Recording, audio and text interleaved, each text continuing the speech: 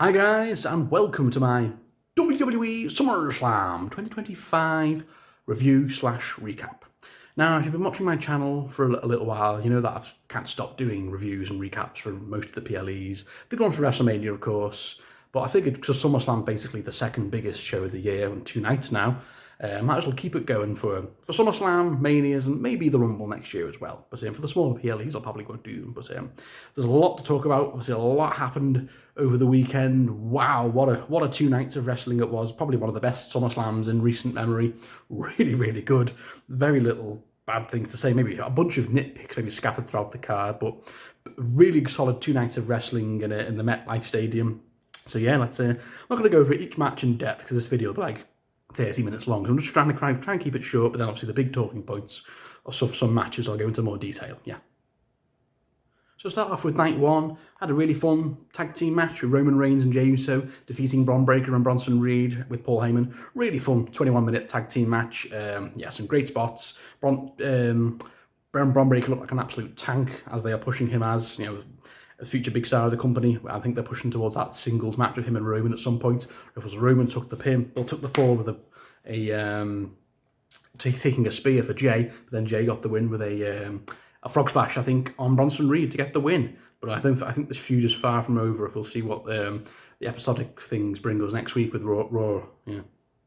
But yeah, really solid tag team match to kick off night one. Then we got Charlotte Flair and Alexa Bliss beating Raquel Rodriguez and Roxanne Perez for the Women's Tag Team Championships. Really fun 13.5-minute match. Chuffed for Charlotte and Alexa. I've really dug into them as a team. There's the last few weeks/months.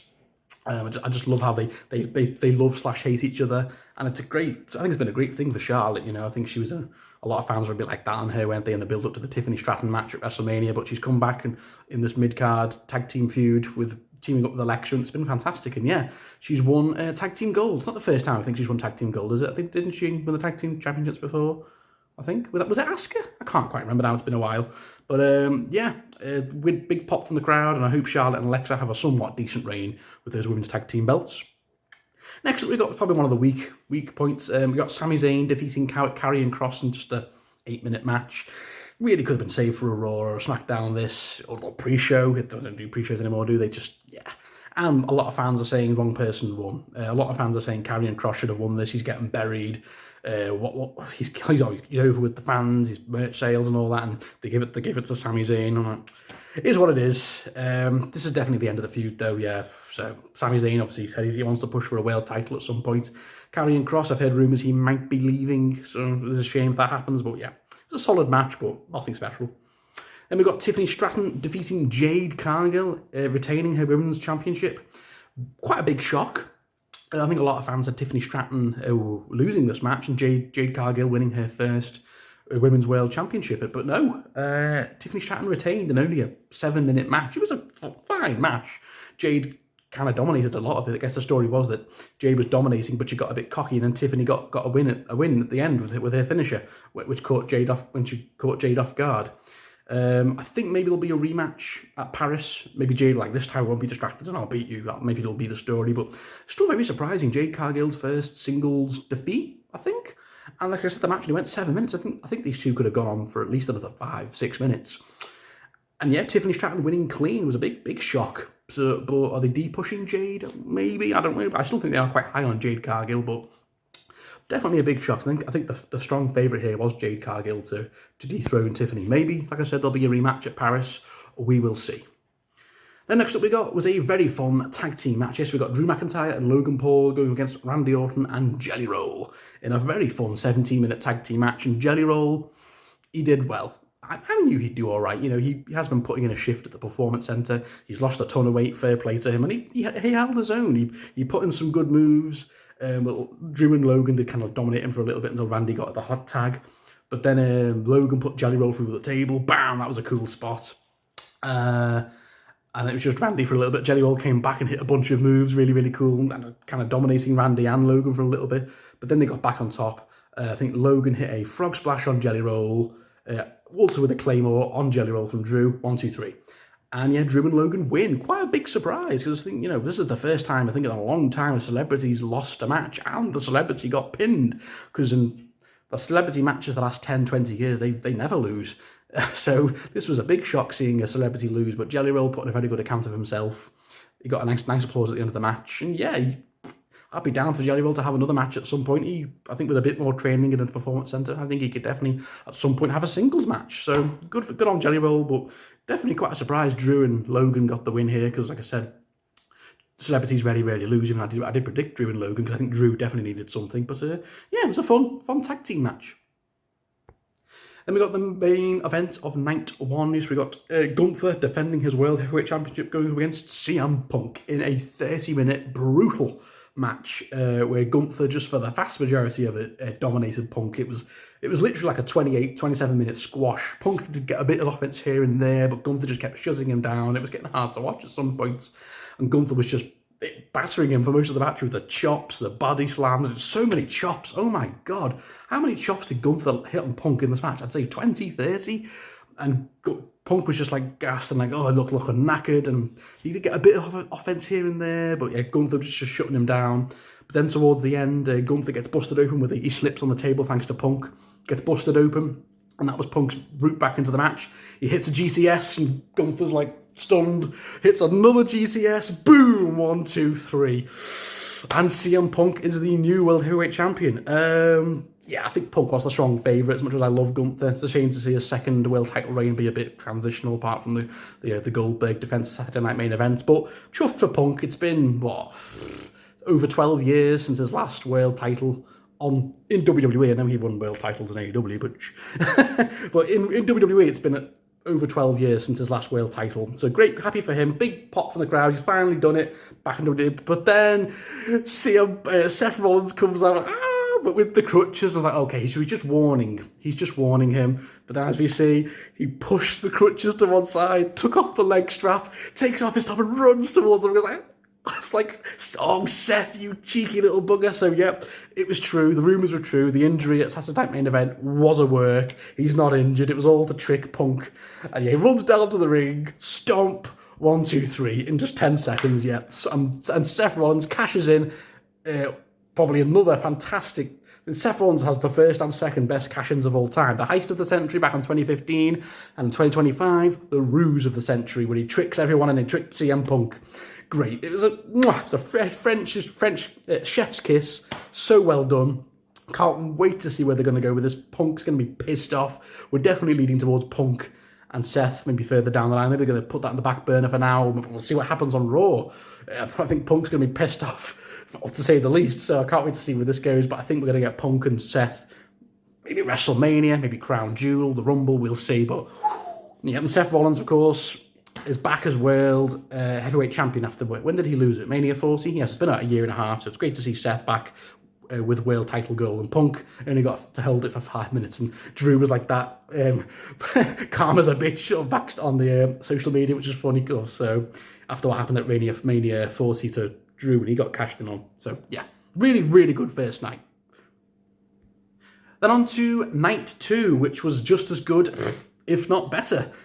So to kick off night 2, we got a triple threat match for the Women's World Championship. Yes, Naomi defending her belt, going up against Rhea Ripley and Io Sky. And for 16 minutes, these three, put on a great match. Obviously, Io and Ripley, like the story was, like they're the big legends. Like they're like the better wrestler, and Naomi's like doing all their cheeky heel tactics. But I will say, for the first half of this match, Naomi was like dominating both of them.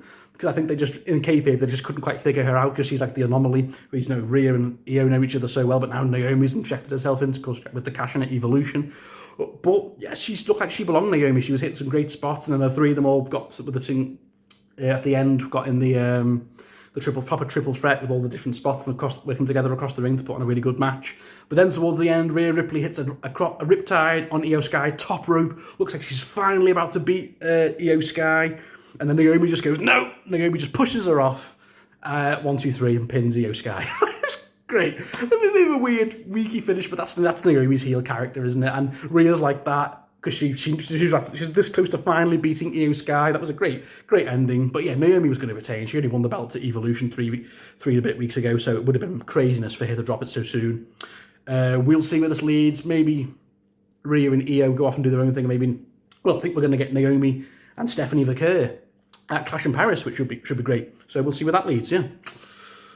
So yeah, great start. And then we got the 6-pack TLC match for the WWE Tag Team Championships between the Wyatt Six, Andrade and Ray, Fraxium, Motor City Machine Guns, the Street Profits, and the Street Profits and DIY, which I think I said, yeah. 16 minutes of just pure carnage. Fantastic, one of the best TLC tag team matches I think we've seen in a long time. It's been a while since we've seen one, but it's fantastic. So many spots with the ladders, the chairs and the tables, obviously. There was a spot with there was 4 different table spots in a row. Boom, boom, boom. There was a Spanish fly, I think, from one of a massive set of tables. It was amazing. There was a bit where Ciampa was holding on, clinged up to the top of the belt thing. That was so good, man, so good. The Dudleys and the Hardys were at ringside. Well done, boys, making us proud. Fantastic. And then towards the end, the Wyatt Six start coming out and helping them. We got Uncle Howdy, we got Eric Rowan and Nikki Kross all came out at one button, and it helped at the end. So the Wyatt Six grabbed down the belts to retain the belts in what was a fantastic match. And the Wyatt Six all at the bottom of the ladder. So fantastic, yeah, absolutely fantastic match. Then we got Becky Lynch going against Lyra Valkyria in a no disqualification, no count out last chance match for the Women's Intercontinental Championship. And for 25 minutes, these two went at it, just as we know they would from the previous matches. This has been a fantastic rivalry that's really elevated the Women's IC Championship and Lyra Valkyria. It was just fantastic. It was some slow points a bit. There was a bit of a cock up, I think, because Lyra's wrists got taped up by Becky, and at one point they fell out, but then she tied them two back tight again, and she couldn't get them out, and it looked a bit awkward. But there were some really cool spots throughout the match with the tables. Lyra was just getting beaten down at one point, but then out came Bayley to help Lyra and beat up Becky. But then in doing that, she accidentally booted Lyra, and then Becky hit a Bayley to belly, or was it a manhandle slam? 1, 2, 3, and retains. Oh, I really wanted Lyra to win this. Now she can't challenge for the belt again as long as Becky Lynch is champion. I felt really bad for Lyra. I really wanted her to win this and end the feud with her beating Becky, but it's not going to be. Becky ends the feud with pretty much her. She's on top now. She wins the feud because she got more wins. But I don't think it's over with Bayley. I think Bayley's probably going to get a rematch now for that Women's IC Championship, maybe at Clash in Paris. We'll see. But I'm a bit gutted for Lyra Valkyria because she kind of got screwed there by Bayley, accidentally, of course.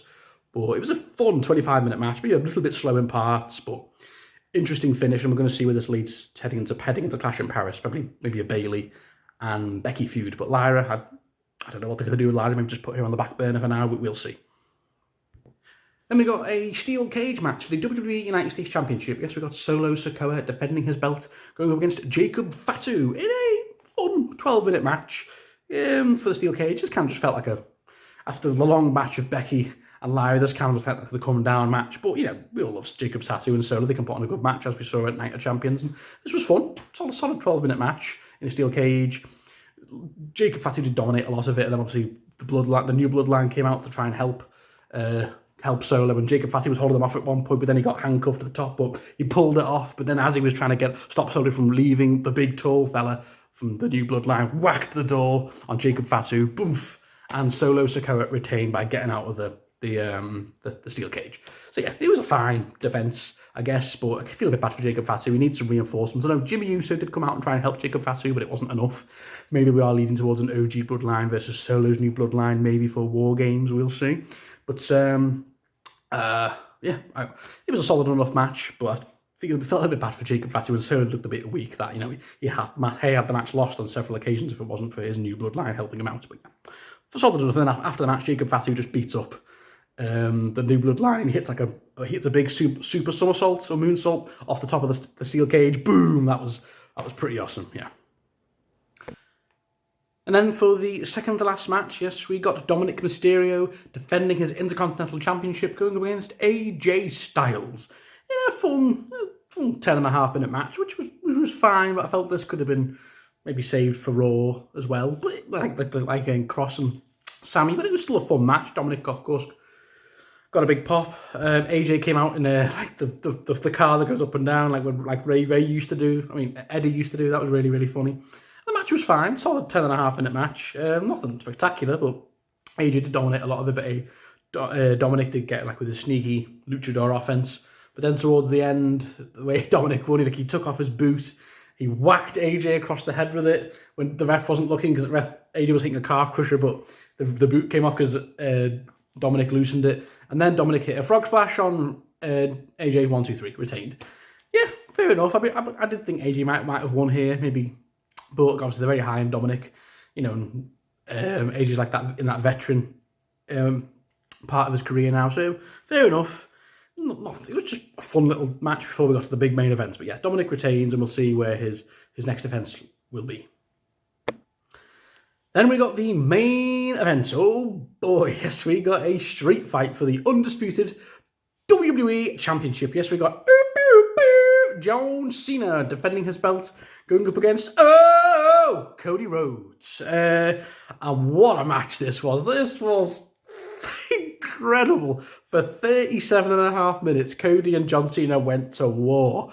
What a match. Oh, like this was night and day. This was 10 times better than their really mediocre WrestleMania 41 match. This was so, I think they both knew that too, that you had to put on a much better match here.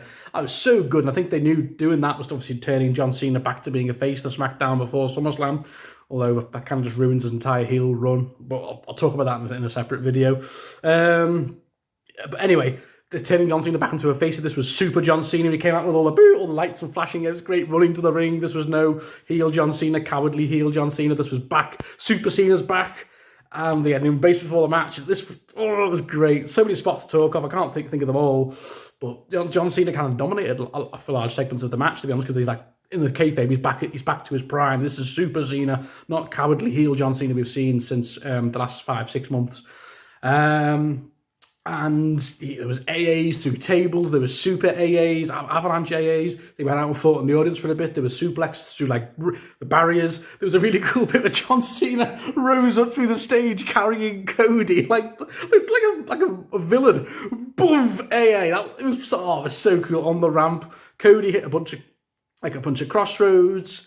There's a bit where Cody hit 3 crossroads, and I was like, oh, that's it. John Cena kicked out. I was like, who kicks out of 3 crossroads? Like, not even Roman did that at WrestleMania 40. Oh my God, it was epic, man. Like, I was like, who's going to win this? Of course, Cody kicked out of the Avalanche AA, which I don't think other people have kicked out of before. I think he kicked out of one at WrestleMania, but it's still cool to see that move get kicked out of, especially after Cody got AA'd through a table and AA'd on a ramp. Oh my God, there were lots of there were chair spots constantly, just beating each other down. Cody was looking a bit dark at some points because it was the heel turn coming, because the crowd were booing Cody a little bit, and massive cheers for John Cena. But then towards the end, Cody hits a Cody cutter, boom, through a table. John Cena's like that on the ropes looking done, and Cody just goes, I was like, oh, it's kind of similar to HBK and Ric Flair from WrestleMania like a long time ago, like, I'm sorry, I love you, kind of similar to that. And yeah, passing of the torch, crossroads, 1, 2, 3. And Cody Rhodes beats John Cena, dethrones John Cena, and avenges the Mania 41 loss and gets his title back. What a match. Like I said, match of the year contender right there. Match of the night, maybe. Just incredible. Incredible. And it's also incredible how these two can put on that mediocre match we had, like I said, at Mania 41, to this match of the year contender. Fucking 37-minute barn burner between these two. Incredible. There was a bit where Cody took the bottom rope apart, whacking John Cena with it, like he didn't want to do it. He was embracing his dark side, and I did love the story at the end. Like, Cody didn't want to do it, but he had to do it and beat John Cena and put him away. It's like, put his idol away. And at the end, there was a hug, a proper embrace, and John Cena was holding up Cody's arm, and it felt like a proper passing of the torch moment. Like, John Cena's like, okay, it's your company now. You're the face of the company. It's you go, kid. That's what it felt like to me. But I'd say Cody's already had the torch for a while. I'd say when Cody beat Roman at Mania 40, that felt like a passing of the torch too. Like, as in Cody's the new face of the company. But I know coming from John Cena as well, another former previous face of the company like Roman. So yeah, now Cody's beaten Roman and Cena, the two previous faces of the company. So that pretty much cements him now as the new face of the company for the next few years, you'd have to say. What a match. I'm a bit gutted because I did predict John Cena. I thought maybe Randy would cost Cody the match, or maybe there'd be a heel turn at the end from Cody with The Rock's appearance again. But Rock had a no-show again.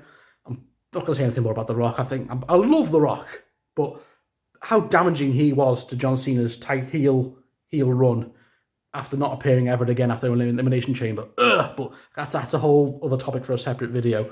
And I partly did want to see John Cena maybe have 1 or 2 more defenses before he dropped it. But, he had a solid heel title run, didn't he? Defenses against Randy and Punk. But this was a fantastic match to go out on as back as heel, super face, baby, Super Cena.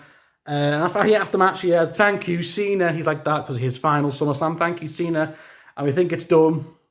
And then, dun. Brock Lesnar. Fucking Brock Lesnar. What? After 2 years, he's been out. Because obviously, all the stuff about the Vince McMahon allegations and all that. He's been out for a while because obviously there were lots of allegations about him and Vince, and I don't want to go into detail about that, but they've brought him back. So I guess maybe that means he's been cleared. But anyway, huge. After 2 years since we've seen Brock, he comes out, just walks down to the ring, and he F5s John Cena. So that looks like we're getting Brock Lesnar and John Cena for as a match for his retirement tour. Wow, I did not see this coming. Did anyone see Brock Lesnar coming back? There were rumours he was maybe coming back, but I was like, I just can't see it. I think if anyone's coming back, it's going to be The Rock.